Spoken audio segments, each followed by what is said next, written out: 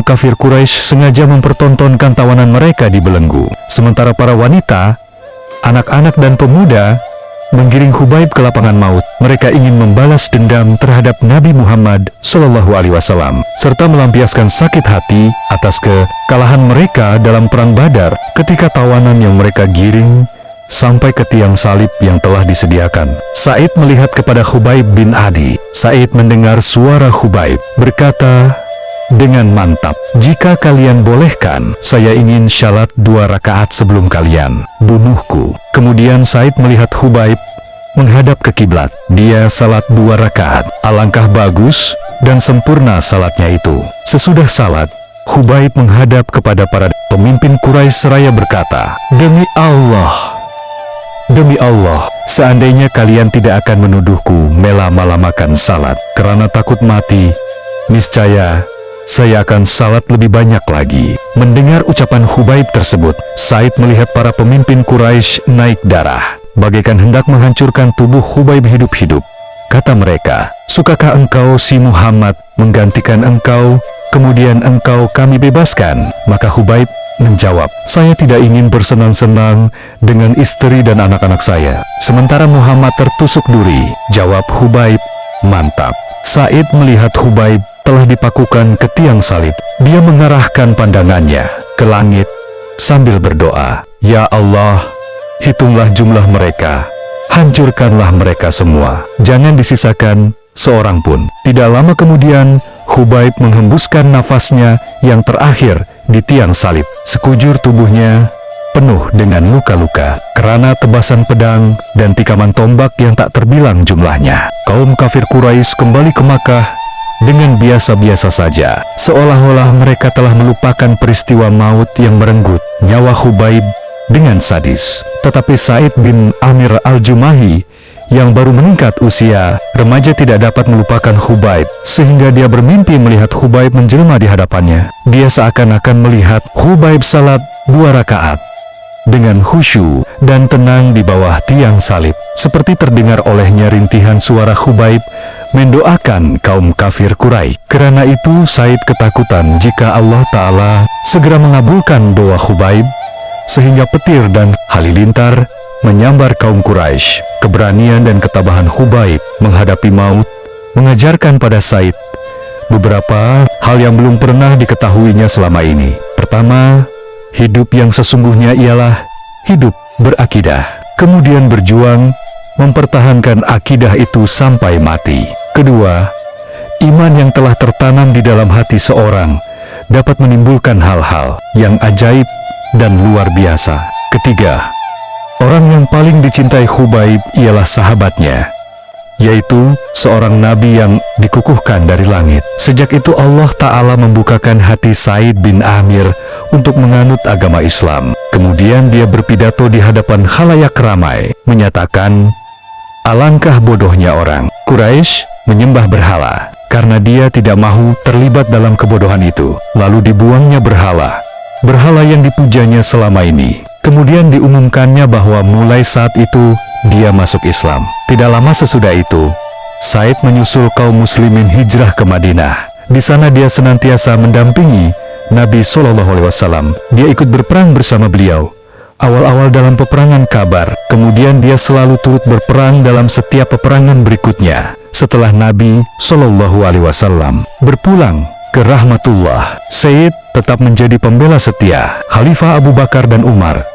Dia menjadi teladan satu-satunya bagi orang-orang mukmin yang membeli kehidupan akhirat dengan kehidupan dunia. Dia lebih mengutamakan keridhaan Allah dan pahala daripadanya di atas segala keinginan hawa nafsu dan kehendak jasad. Kedua Khalifah Rasulullah, Abu Bakar dan Umar bin Khattab, mengerti bahwa ucapan-ucapan Said sangat berbobot dan takwanya sangat tinggi. Karena itu keduanya tidak keberatan mendengar dan melaksanakan nasihat-nasihat Said. Pada suatu hari di awal pemerintahan Khalifah Umar bin Khattab, Said datang kepadanya memberi nasihat. Kata Said, "Ya Umar, takutlah kepada Allah dalam memerintah manusia. Jangan takut kepada manusia dalam menjalankan agama Allah. Jangan berkata berbeda dengan perbuatan, karena paling baiknya perkataan ialah yang dibuktikan dengan perbuatan. Hai Umar, tujukanlah seluruh perhatian Anda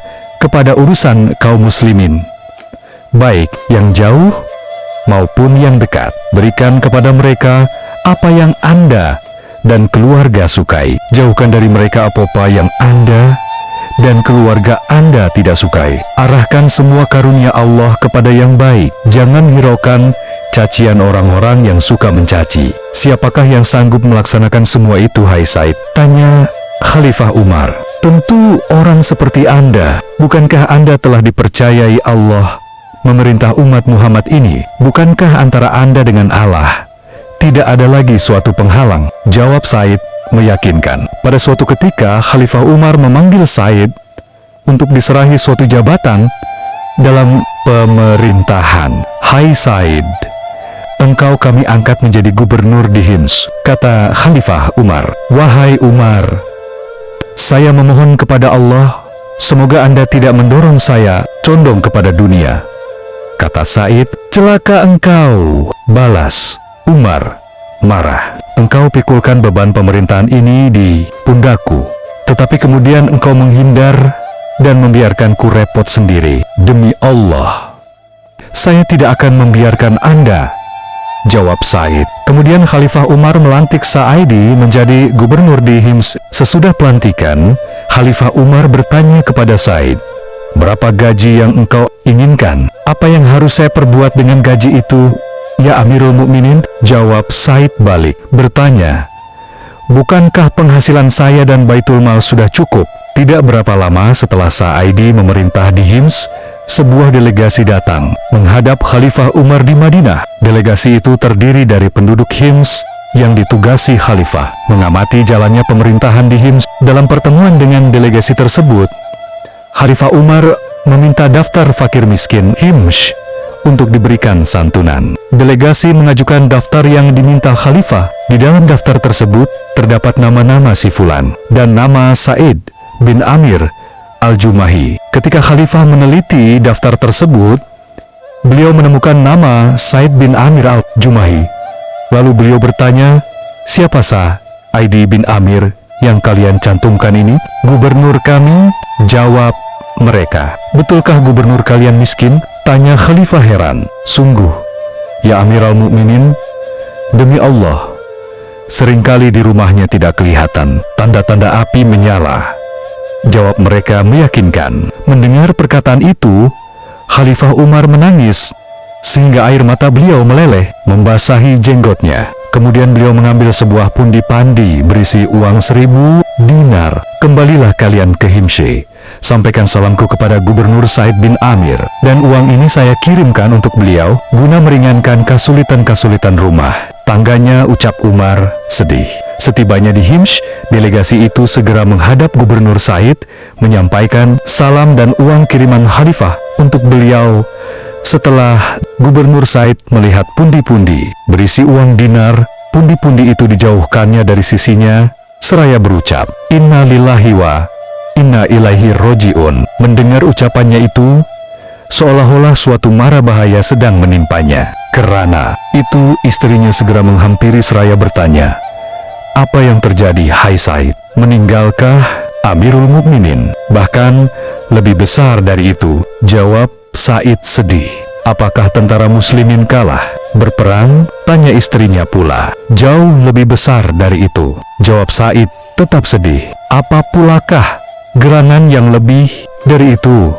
Tanya istrinya tak sabar. Dunia telah datang untuk merusak akhiratku. Bencana telah menyusup ke rumah tangga kita. Jawab Said mantap. Bebaskan dirimu daripadanya, kata istri Said, memberi semangat tanpa mengetahui perihal adanya pundi-pundi uang yang dikirimkan Khalifah Umar untuk pribadi suaminya. Mahukah engkau menolongku berbuat demikian? Tanya Said. Tentu, jawab istrinya bersemangat. Maka Said mengambil pundi-pundi uang itu, lalu disuruhnya istrinya membagi-bagi kepada fakir miskin. Tidak berapa lama kemudian, Khalifah Umar berkunjung ke Syria menginspeksi pemerintahan di sana. Dalam kunjungannya itu beliau menyempatkan diri singgah di Hims. Kota Hims pada masa itu dinamai orang pula Kuwaifah, Kerana rakyatnya sering melapor kepada pemerintah pusat dengan kelemahan gubernur mereka, persis seperti kelakuan masyarakat Kufah. Tatkala Khalifah singgah di sana, rakyat mengeluhkan beliau. Khalifah bertanya kepada rakyat, bagaimana penilaian saudara-saudara terhadap kebijakan gubernur? Kata rakyat, ada 4 macam kelemahan yang hendak kami laporkan kepada Khalifah. Saya akan pertemukan kalian dengan gubernur kalian. Jawab Khalifah Umar sambil berdoa, semoga sangka baik saya selama ini kepada Said bin Amir tidak salah. Maka tatkala semua pihak yaitu gubernur dan masyarakat telah lengkap berada di hadapan Khalifah, beliau bertanya kepada rakyat, bagaimana laporan saudara-saudara tentang kebijakan gubernur saudara-saudara? Sesungguhnya saya keberatan menanggapinya, tetapi apa boleh buat, keluarga saya tidak mempunyai pembantu. Karena itu tiap pagi saya terpaksa turun tangan membuat adonan roti lebih dahulu untuk mereka. Sesudah adonan itu siap untuk dimasak, barulah saya buat roti. Kemudian saya berwudu. Sesudah itu barulah saya berangkat ke tempat tugas untuk melayani masyarakat. Apalagi laporan saudara-saudara? Tanya Khalifah kepada hadirin. Kedua, gubernur tidak bersedia melayani kami pada malam hari. Bagaimana pula tanggapan Anda mengenai itu, hai Said? Tanya Khalifah. Ini sesungguhnya lebih berat bagi saya menanggapinya, terutama di hadapan umum. Seperti ini, kata Said, saya telah membagi waktu saya. Siang hari untuk melayani masyarakat, malam hari untuk bertakarub kepada Allah. Lanjut Said. Apalagi? Tanya Khalifah kepada hadirin. Ketiga, gubernur tidak masuk kantor sehari penuh dalam sebulan. Bagaimana pula tanggapan Anda, hai Said? Tanya Khalifah Umar. Sebagaimana telah saya terangkan tadi, saya tidak mempunyai pembantu rumah tangga. Di samping itu, saya hanya memiliki sepasang pakaian yang melekat di badanku ini. Saya mencucinya sekali sebulan. Bila saya mencucinya, saya terpaksa menunggu kering lebih dahulu. Sesudah itu, barulah saya dapat keluar melayani masyarakat, ucap Said. Nah, apalagi laporan selanjutnya? Tanya Khalifah. Keempat, sewaktu-waktu gubernur menutup diri untuk bicara. Pada saat-saat seperti itu, biasanya beliau pergi meninggalkan majelis. Silakan menanggapi, hai Gubernur Said. Kata Khalifah Umar, ketika saya masih musyrik dulu, saya pernah menyaksikan almarhum Khubayb bin Adi dihukum mati oleh kaum Quraisy kafir. Saya menyaksikan mereka menyayat-nyayat tubuh Khubayb berkeping-keping. Pada waktu itu, mereka bertanya mengejek Khubayb, sukakah engkau si Muhammad menggantikan engkau? Kemudian engkau kami bebaskan. Ejekan mereka itu dijawab oleh Khubayb, saya tidak ingin bersenang-senang dengan istri dan anak-anak saya, sementara Nabi Muhammad tertusuk duri. Demi Allah, kata Said, jika saya teringat akan peristiwa di waktu mana saya membiarkan Khubayb tanpa membelanya sedikit jua pun, maka saya merasa bahwa dosaku tidak akan diampuni Allah. Segala puji bagi Allah yang tidak mengecewakanku, kata Khalifah Umar mengakhiri dialog itu. Sekembalinya ke Madinah, Khalifah Umar mengirimi Gubernur Said 1000 dinar untuk memenuhi kebutuhannya. Melihat jumlah uang sebanyak itu, istrinya berkata kepada Said, segala puji bagi Allah yang mencukupi kita. Berkat pengabdianmu, saya ingin uang ini kita pergunakan untuk membeli bahan pangan dan kelengkapan-kelengkapan lain-lain. Dan saya ingin pula menggaji seorang pembantu rumah tangga untuk kita. Adakah usul yang lebih baik dari itu? Tanya Said kepada istrinya. Apa yang lebih baik dari itu? Jawab istrinya balik bertanya. Kita bagi-bagikan saja uang ini kepada rakyat yang membutuhkannya. Itulah yang lebih baik bagi kita. Jawab Said. Mengapa? Tanya istrinya. Dengan begitu, berarti kita mendepositokan uang ini kepada Allah. Itulah cara yang lebih baik, kata Said. Baiklah kalau begitu, kata istrinya. Semoga kita dibalasi Allah dengan balasan yang paling baik. Sebelum mereka meninggalkan majelis, uang itu dimasukkan Said ke dalam beberapa pundi, lalu diperintahkannya kepada salah seorang keluarganya. Pundi ini berikan kepada janda si Fulan, pundi ini kepada anak yatim si Fulan, ini kepada si Fulan yang miskin, dan seterusnya. Itulah riwayat indah sang gubernur termiskin di zaman sahabat. Semoga kita bisa mengambil pelajaran dari beliau yang mulia.